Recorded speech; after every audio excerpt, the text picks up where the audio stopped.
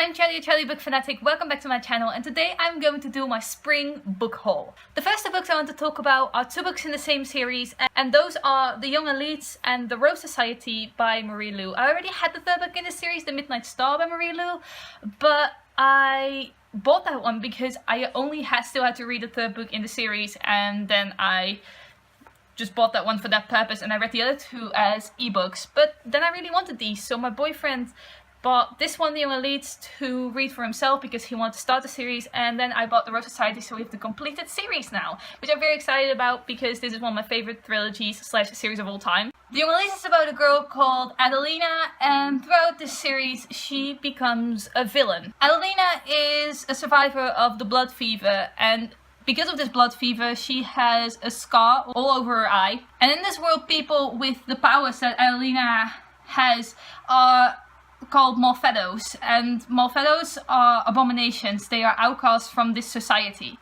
But soon enough, Adelina encounters the Young Elites and she finds sanctuary with them. The next book is also a book I have already read a long time ago, and it was my favorite books ever, so I just wanted it on my shelf in this really pretty edition. And that is I'll Give You the Sun by Jenny Nelson. This is a standalone YA contemporary, and it is utterly beautiful. It is written from two perspectives, Jude and Noah. They are twins, and it's written from Jude's perspective when she's 16, and I think Noah's perspective when they're like 12, 13. But you see their family dynamics, how they managed to grow apart from each other, and how close they used to be when they were younger. There's also diversity in this book because Noah is gay, and you also see that throughout this book. You also see what happened to their mom, and just this book is a story of family, and you really see what happened to Jude and Noah's family throughout this book. And I thought it was really lovely story, and it definitely made Jenny Nelson one of my favorite writers of all time. Throughout this book there are also painting marks and just like really cute illustrations like this one in the upper corner, and I think that's a really fun detail in this book. The next one is also a book I have already read, and that is Uprooted by Naomi Novik. This is a YA fantasy standalone about a magical forest and a girl who gets taken by a guy / wizard who everyone calls the dragon, and she gets taken to his tower. This is a Beauty and the Beast retelling.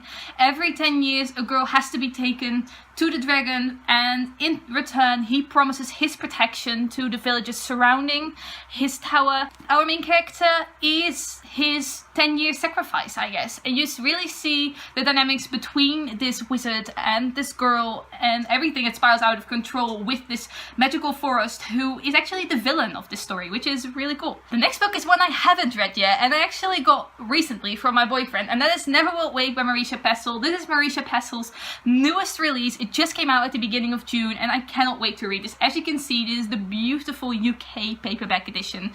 It is purple with blue roses on it, and it is gorgeous. It's also very shiny, as you can see. This is a sci-fi mystery. It is Marisha's YA debut. I'm very excited to see what this is going to be about because I actually have no clue. But the back says that it's about our main character B, who hasn't spoken to her best friend since her boyfriend's death. But after a year, she finally has to face them. And B thinks that one of her best friends actually knows what happened to her boyfriend, Jim.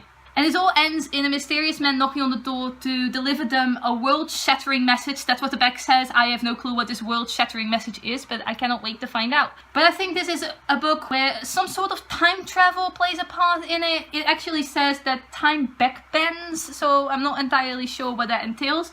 But it is a very short book, and I think I can fly through this. I love Marisha Pessl's Night Film, and I cannot wait to read her YA debut. The next book is a book I got with my boyfriend, and it's Leah on the Offbeat by Becky Albertalli. This is the third book in the Simon verse, and also the final book, I believe. My boyfriend really liked Simon, and I kind of liked Simon, so we recently saw the movie together and we really liked that one, but we bought this one before that. I thought it would be a fun idea for me to read this with my boyfriend, see what Leah's all about. The back says she's a bisexual fat teen, and that sounds diverse enough for me to want to try it out. I think we're going to try it out as an audiobook, so it will be a while until we get that one because we have some audiobooks to listen to first. Leah's friendship group starts to shatter in this book. I think she's in her senior year and tensions are running high. It's a coming of age story and Leah is really figuring out her bisexuality and a girl she might be falling in love with. So that's what this book is about Leah, coming of age, senior year, seeing Simon and all of his friends back. It's very exciting, not gonna lie, especially after seeing the movie, so I am really excited about this one and to finally get to it, but I think it will still be a while, but nonetheless, exciting.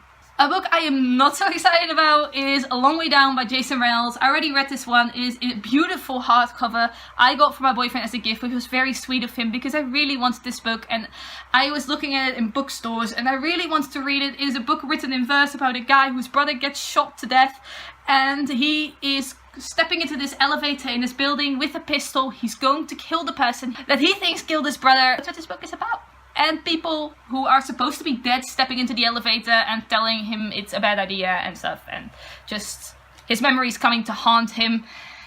Because it's written in verse, I think this didn't really make an impact on me, which surprised me because I thought that because it was written in verse, it would really have a heartfelt impact on me, but it didn't, and that makes me very sad. But yeah, I wouldn't really recommend this one because I didn't even get the ending. It has been getting very high ratings, so if the synopsis interests you, you might want to try it out for yourself because I am in the minority here. The last book I want to show you today is The Songwriting by Samantha Shannon. This is the third book in the Bone Season series and I finally got it in hardcover. It is also signed by Samantha Shannon. This is a limited edition and I thought this was never going to get back in stock, but it finally did and I can complete my hardcover collection of this series so far. It is beautiful and I'm very happy to have this in my possession. The Bone Season follows Paige Mahoney. She's an unnatural, a clairvoyant in this world. It is set in London of the future and all of these people have powers. They're in this organization called the Syndicate that protects them. And there is this government organization called Scion who is trying to eliminate all of these unnaturals, and the unnaturals are fighting back, and that's really the whole story so far. A lot has happened. I can't really tell you anything about it because we're on the third book and I don't want to spoil you for it.